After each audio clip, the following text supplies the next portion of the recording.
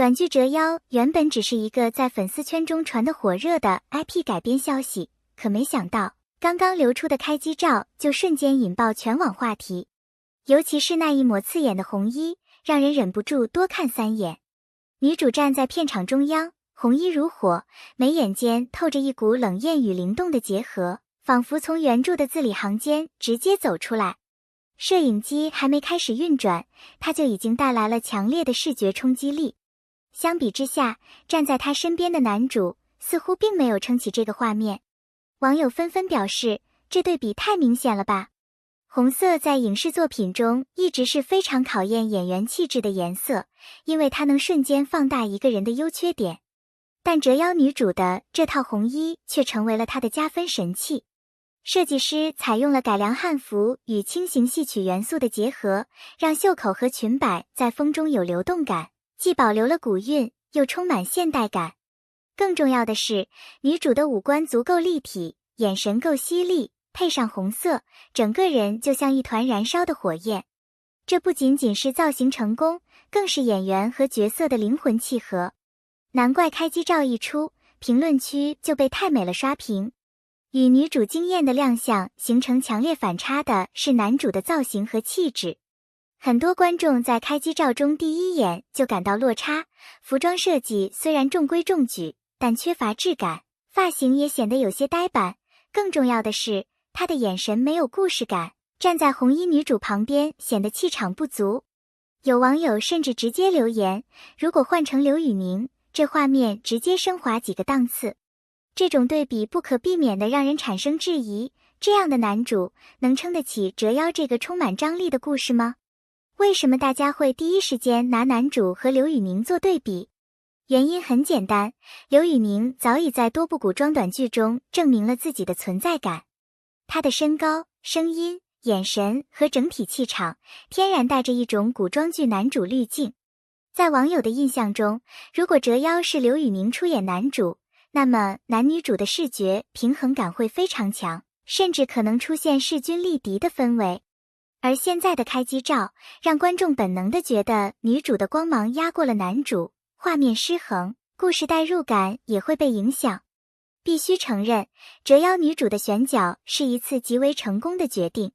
她的外形条件不仅贴合原著，表情管理能力也十分优秀。无论是微微扬起的眉毛，还是唇角那一丝若有若无的弧度，都精准传递了角色的情绪。更难得的是，她的身段和动作与古装气质高度契合，举手投足间都能让观众感受到角色的灵魂。这种贴合度让观众在开机照阶段就对剧情充满了期待。虽然男主的初印象不佳，但并不代表他没有翻盘的机会。在影视行业中，很多演员在前期物料中表现一般，但在正式剧集中凭借演技实现逆袭。对于男主来说，这不仅仅是一次角色挑战，更是一场与观众认知的拉锯战。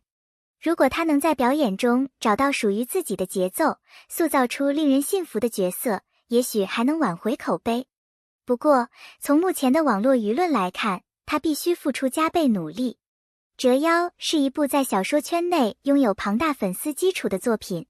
原著中的男女主感情线张力十足，人物设定鲜明，这就注定了影视化改编的难度。原著粉的要求通常比普通观众更严格，他们希望演员不仅外形贴合，还要有足够的情绪感染力。目前，女主已经获得了大部分原著粉的认可，但男主的争议可能会成为后续剧集播出时的隐患。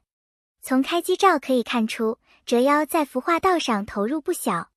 女主的服饰在色彩、剪裁、材质上都经过了精心设计，而男主的服饰虽然不算敷衍，但整体观感不够惊艳，甚至有种配角化的既视感。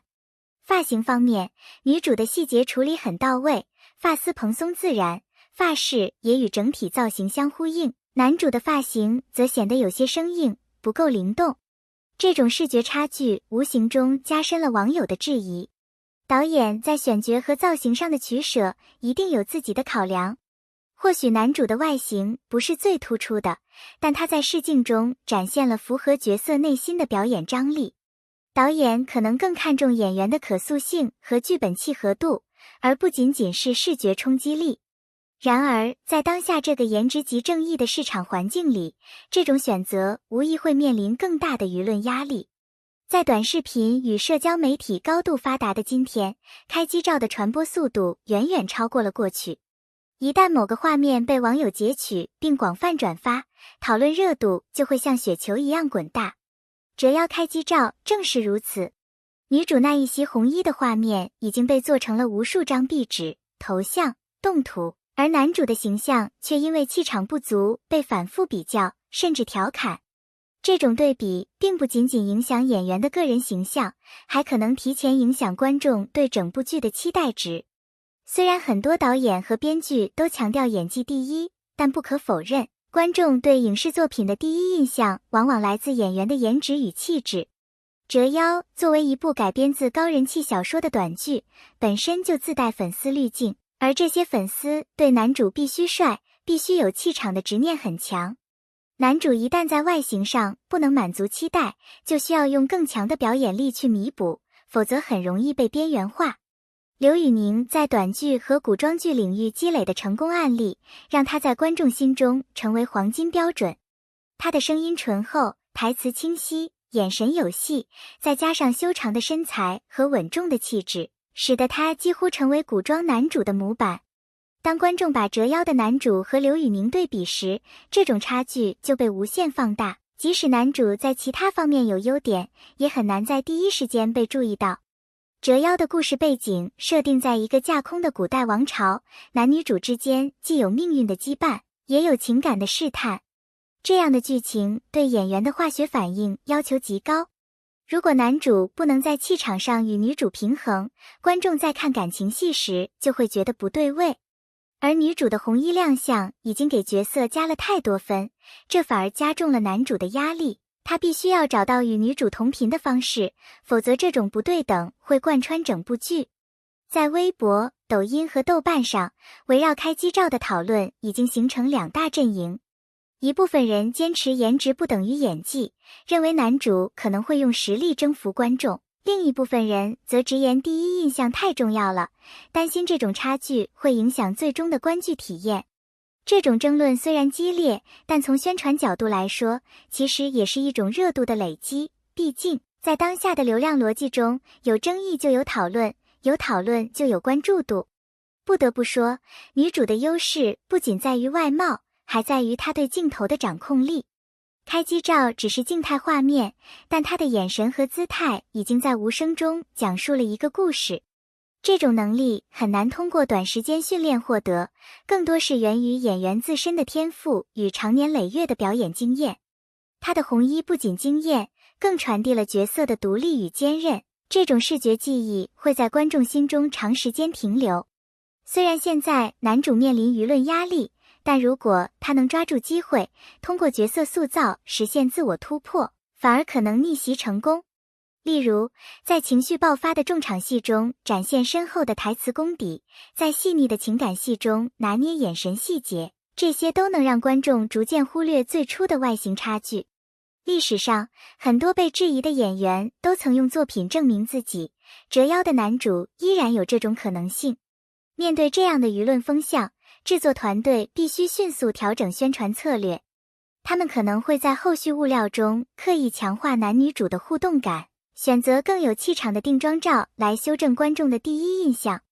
同时，通过发布幕后花絮、演员采访等方式，让观众看到男主在角色塑造上的用心与努力，从而转变舆论氛围。毕竟，一部剧的成败，很大程度上取决于观众在开播前的期待值。无论是颜值争议还是气场对比，归根结底，观众是否愿意为一部剧买单，还是取决于故事本身。折腰作为短剧，需要在有限的篇幅内快速建立情感张力，这对男女主的配合是巨大考验。